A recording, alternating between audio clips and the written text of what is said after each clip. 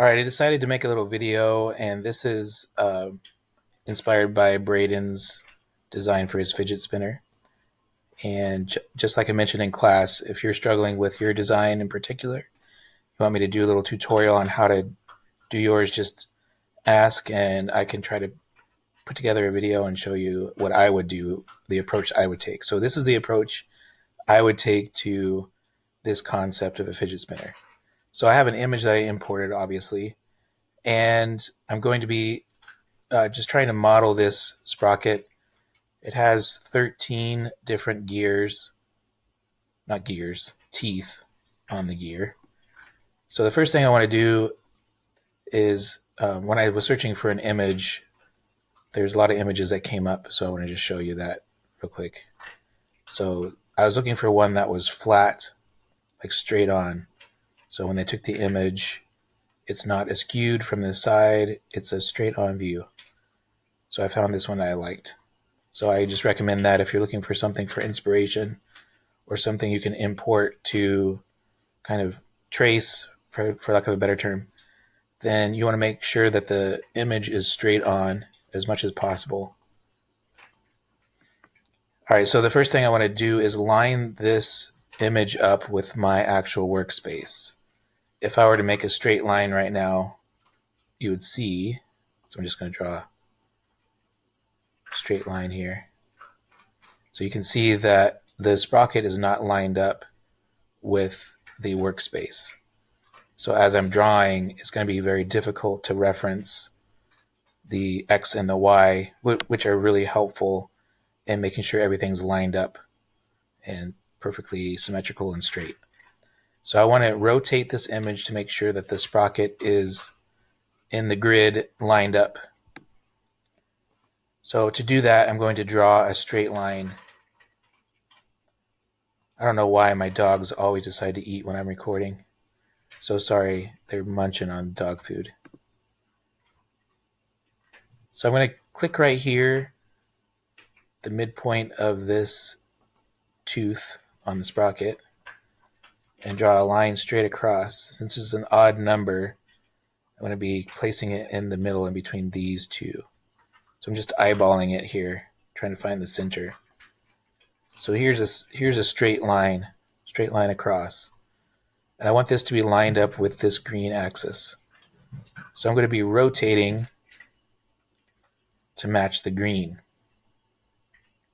So I'm going to use the rotate tool. This is already selected. I know that because there's a blue bounding box. If it wasn't, I could just make sure by selecting it, you're going to make sure the object you're going to rotate is selected first. Then go to the rotate tool. Then you're picking the pivot point. So I want to pivot it from this point. And now I just need a reference line. I just created a reference line.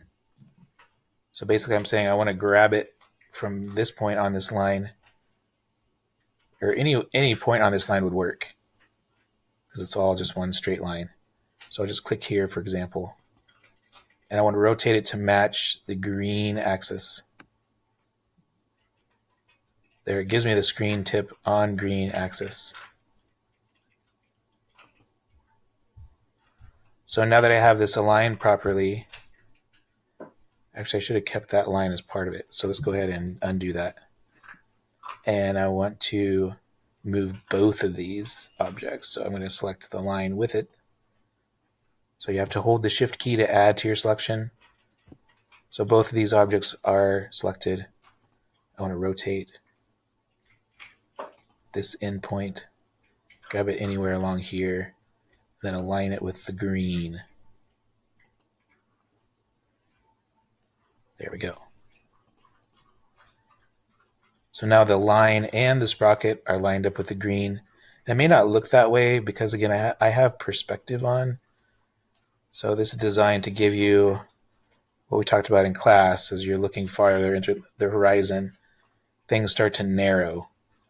So if you don't like that, which I don't, especially when I'm drawing small objects, we're going to narrow the field of view. I'm going to narrow it down to about 1. It gives me some perspective, but not very much.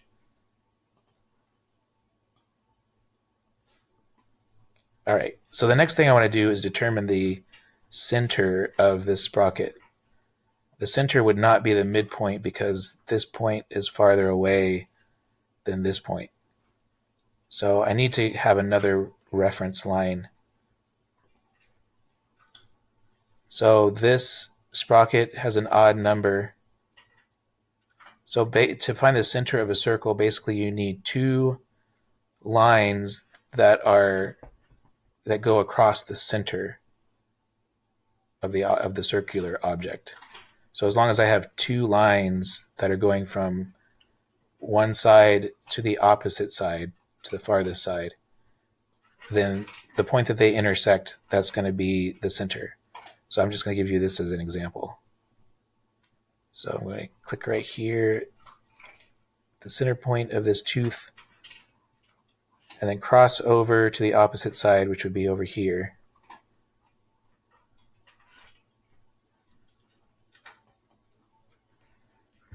Okay, so my center point is going to be right here where these two lines intersect.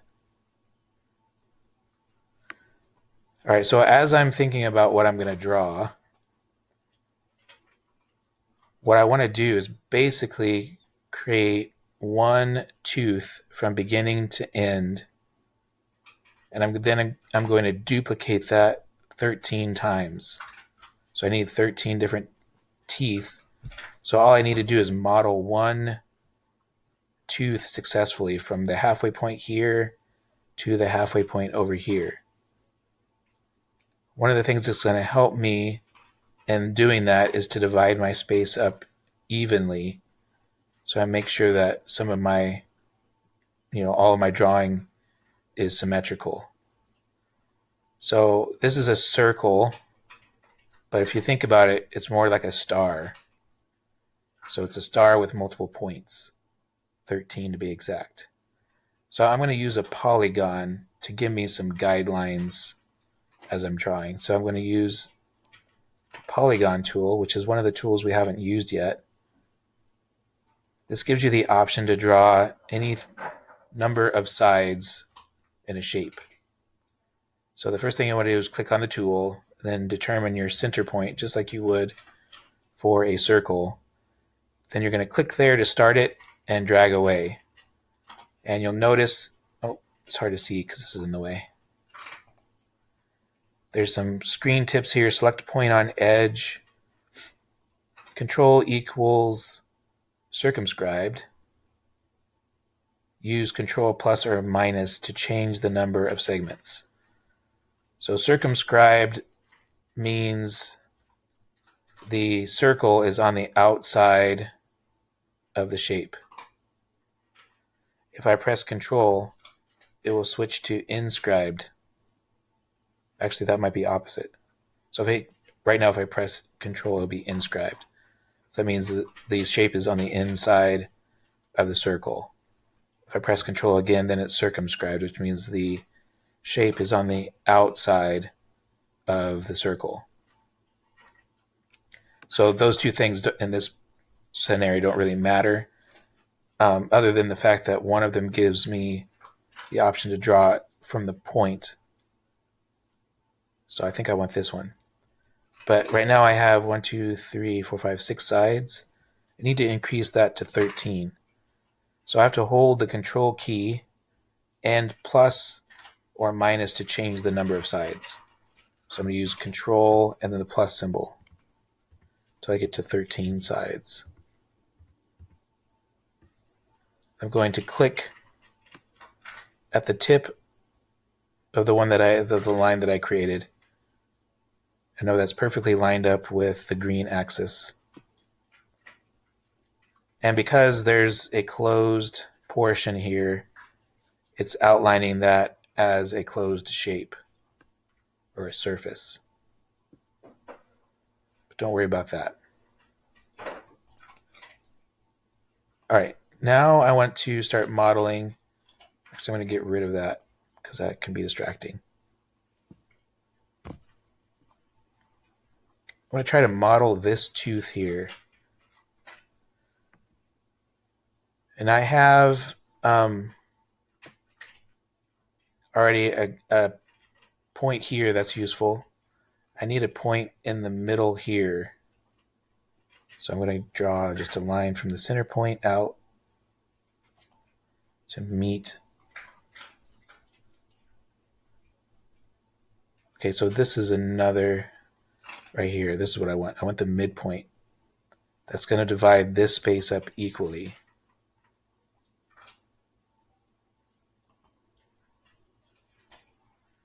I'm going to get rid of that. And let's go ahead and make another line over here.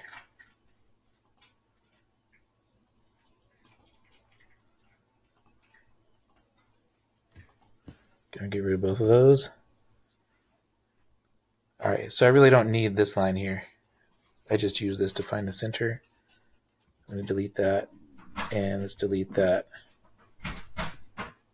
So basically what I need to create is this shape right here, and then that's gonna be duplicated around the entire shape to make the sprocket. Maggie, no. So first thing I want to do, I'm going to use a arc here, and then I'm going to use an arc here and an arc over here. So first thing I want to do is going to create an arc. Actually, I need to create a line. So I'm basically right here just eyeballing where this arc would end. So I'm just looking at these 2 points and imagining an arc. Where would it start and where would it end? So about right here to about right there is what I'm guessing. So I'm going to draw a line from this edge out. And I know the red is perpendicular to this line. So I'm just measuring, and I'm taking a look down here at what my measurement is. And it looks like 12 or 13 actually would be a good length. So I'm going to make it 13. And I'm going to make another line the opposite direction, that is 13. Remember, symmetry is really important if you want your drawing to look nice. So 13 and 13. Now I want to do the same thing with what's going to be another arc down here. This is much wider. So I imagine that it's going to start about right here. So I want to start a line here. Make sure I'm going perpendicular straight across, and I'm looking at the length. So at about 34 is the length I want. So I'm going to type in 34, enter. Then make another line on the opposite direction, 34.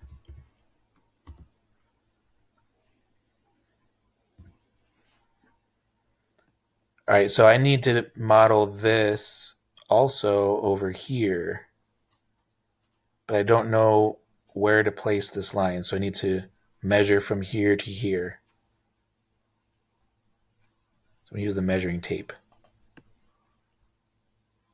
From here to here, which is 27.57. So I'm going to measure from here down.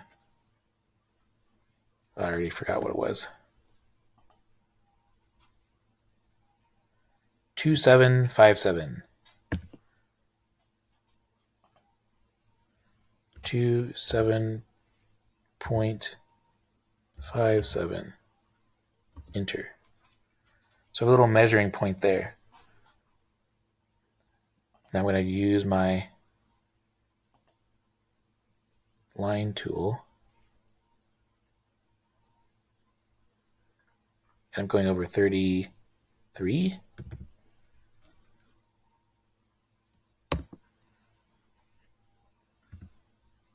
33 over the other way. All right. So now I can design this arc and then this arc. Same thing on the opposite side. Let's see. there's one more measurement that I need from here to here. So let's go ahead and use the measuring tape again. I'm actually going to place a point this time. 17.28. Let's do 17. There's a little point there. Then I'm going to do 17 over here. Remember, symmetry is important. Whatever I do to one side, I'm going to do the other. All right, now I'm ready to draw some lines, which is where the exciting part happens. So all of this is just guidelines. None of this is actually the real shape. Up to this point, I've just made a lot of predetermined measurements to help me draw. So now my plan comes together. I'm going to click here and then click the opposite side, then up to the point to create my arc. Then I'm going to do the same thing for the bottom arc. Click here, go down to this point. Same thing over here. Here, I need to pan over. Here, down to that point. So all of this is perfectly symmetrical. And I'm going to go ahead and get rid of these.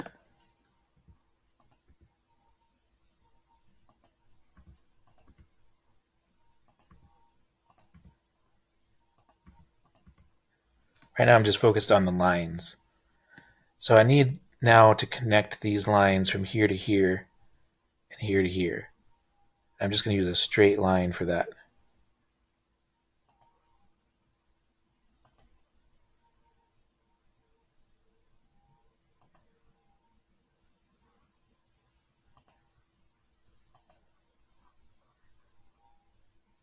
All right.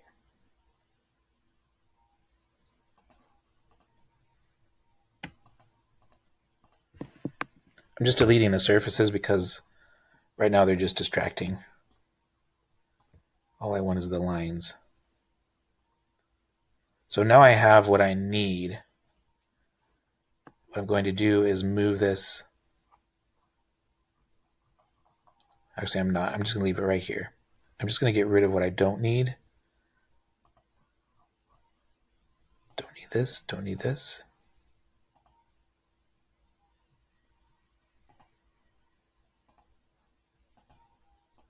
Just keeping the outline.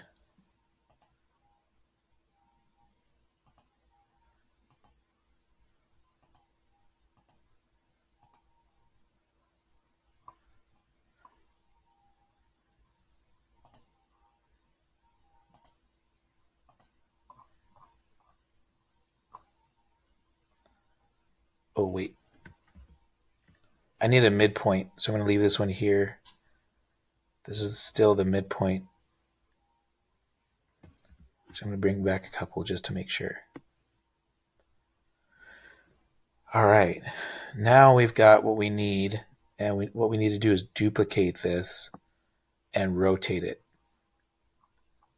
So there's a lengthy process that goes on to do this. I'm going to do it one time, then I'm going to pause and show you closer to the finished product. So first thing I want to do is select what I want to duplicate.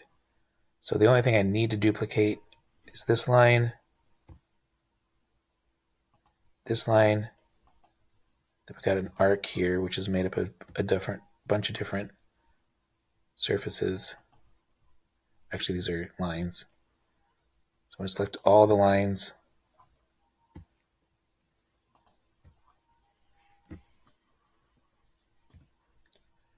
All right, so that's what I want to model there. And it's easiest if I just make this a component. That way I can select it without, I don't have to select all those lines again. Actually, I can make a group.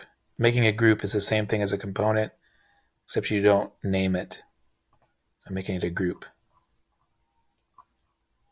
So now I can copy this.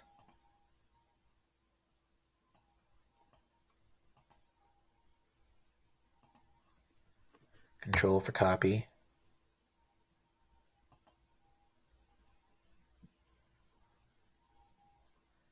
And I'm going to move it along the green axis just out of the way for now. And this determines, so 100. So I move this 100 away from the original on the green axis. That's important because I'm going to rotate this existing one and then move this one back or copy it back. All right, so now I want to select the one that's in place, and I'm going to rotate this one.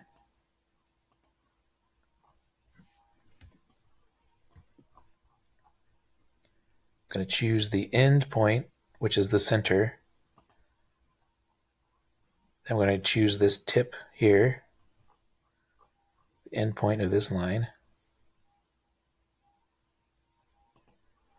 I'm going to move it over to the next end point.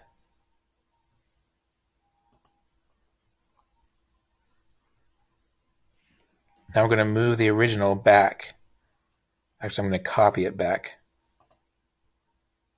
So I need to select it first.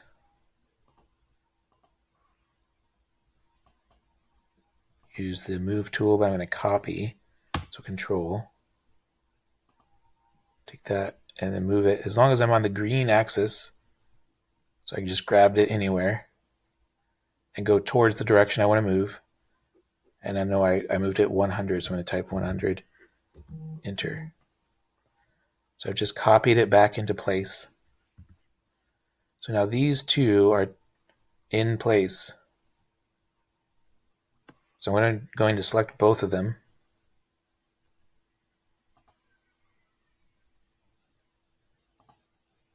Oops, I want to hold shift down, select both. Then I'm going to rotate these.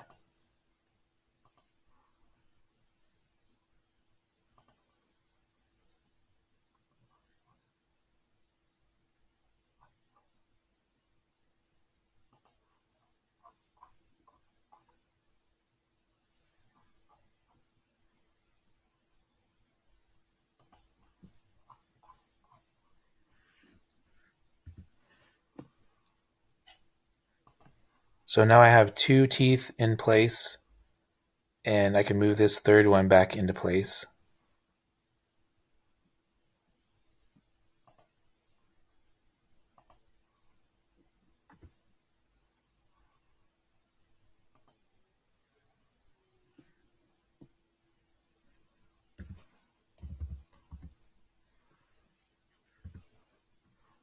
So now I have three in place. So now I'm going to fast forward. I'm going to pause and get all of these in place. One thing that can be pretty helpful is if you have a bunch of these teeth or objects, whatever you're working with, and you're still duplicating and rotating, you can select them all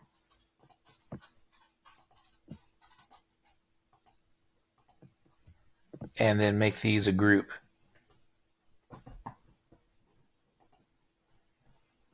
And then now instead of having one tooth up here by itself, you can move this out of the way.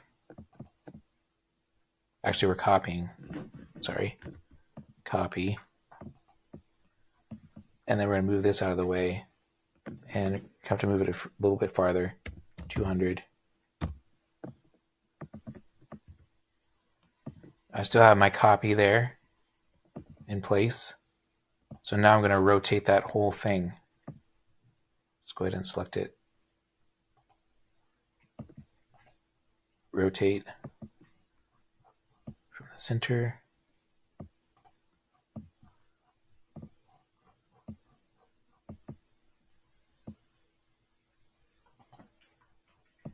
And I can rotate it all the way around. So I have four there. 1, 2, 3, 4. I can have this be this one here.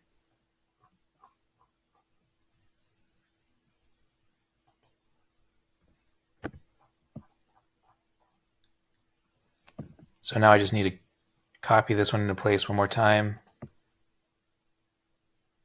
So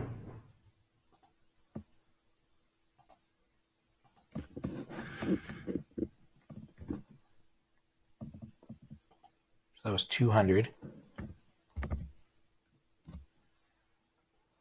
Then rotate both of these.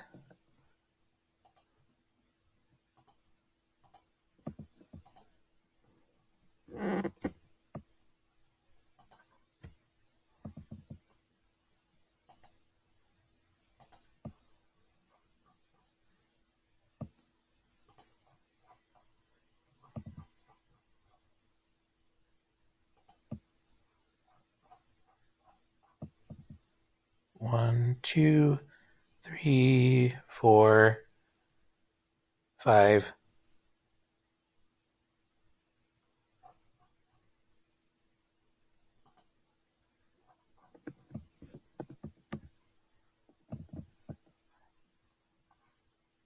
Now I'll move the original back.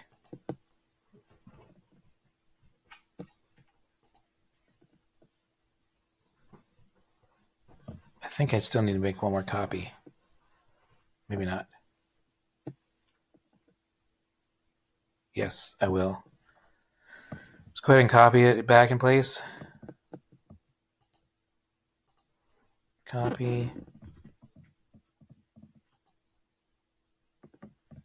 200.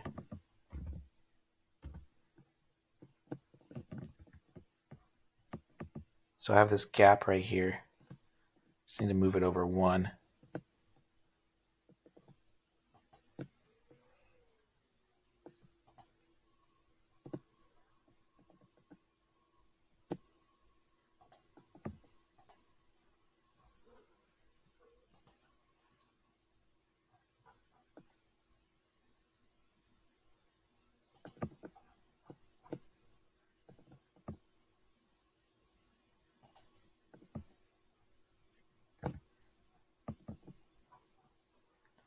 Now I can move that first one into place.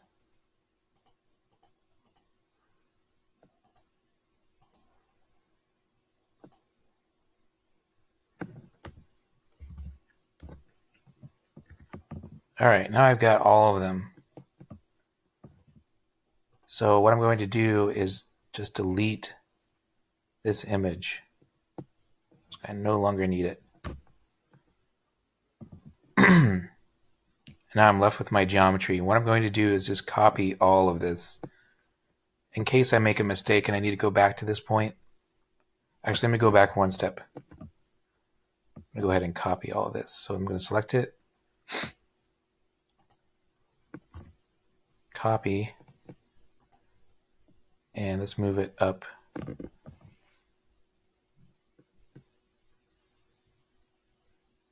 pretty far. 2,000.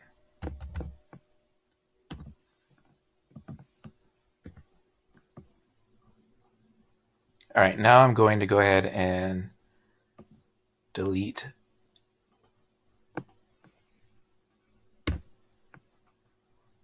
and then I'm going to copy this over.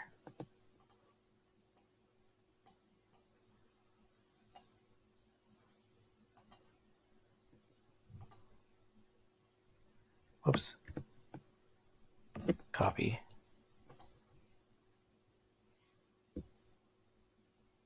Let's do 1,000.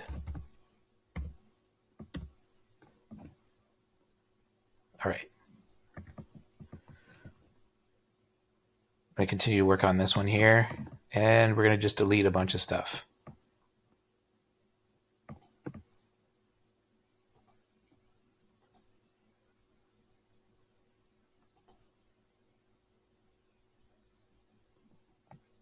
Actually, I'm probably going to need the center. I'm going to leave that there.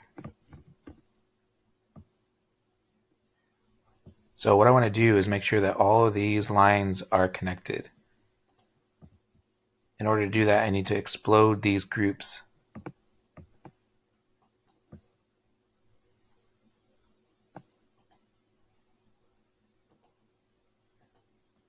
So I'm going to select all of them.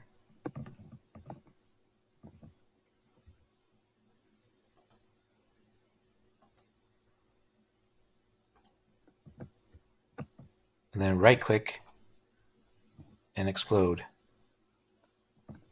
Now they're all back to their singular groups, but each one of these is a group of lines.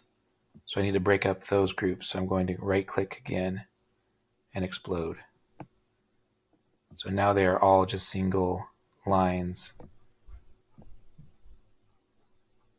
And I'm going to go ahead and get rid. Let's just leave that there for now. Oh, I've got some overlap. That's not good.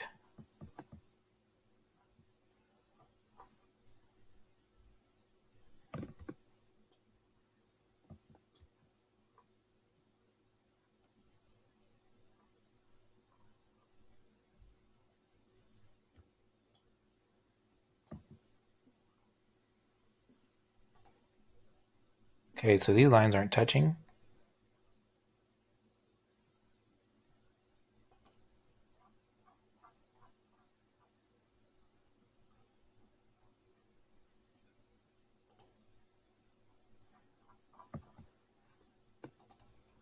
All right, I'm pretty sure I fixed my problem. I had some overlapping lines, which is no bueno. So you want to make sure, I'm going to go ahead and just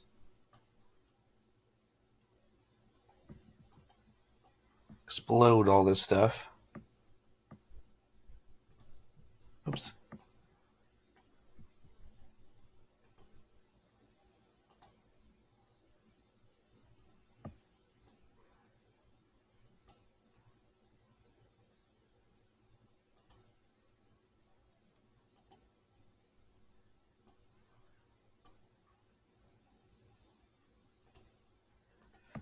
Trying to explode.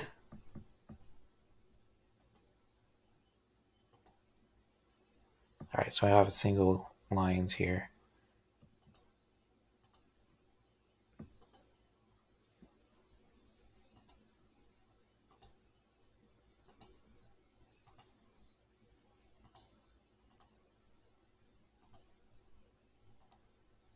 Gonna need to zoom in and make sure this is all cleaned up.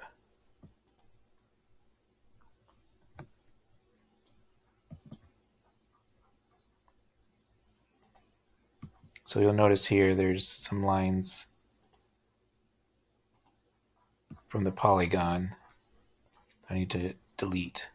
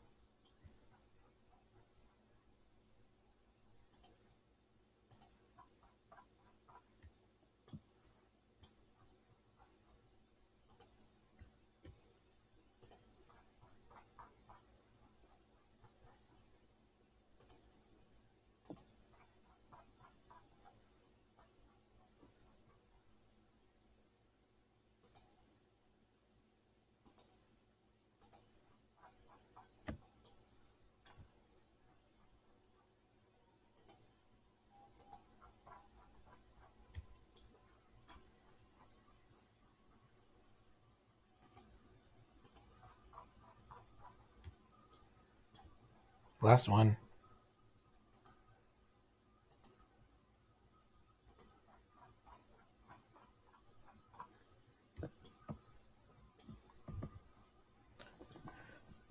All right, what I'm going to do now is I'm going to use a circle instead of these lines to determine where the center is. Just makes my drawing a little bit more clean.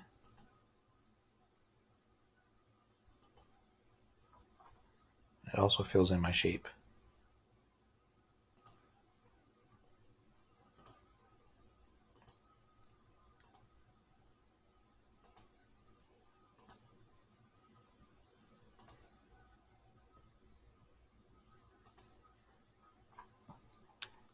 There we go. This is going to be the first part.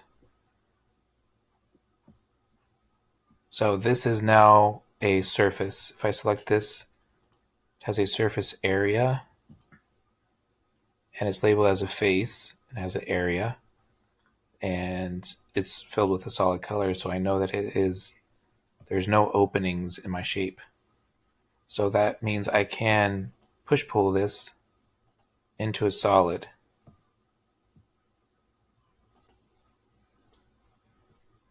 So now I have half of my goal for this fidget spinner. The other part would be the chain link.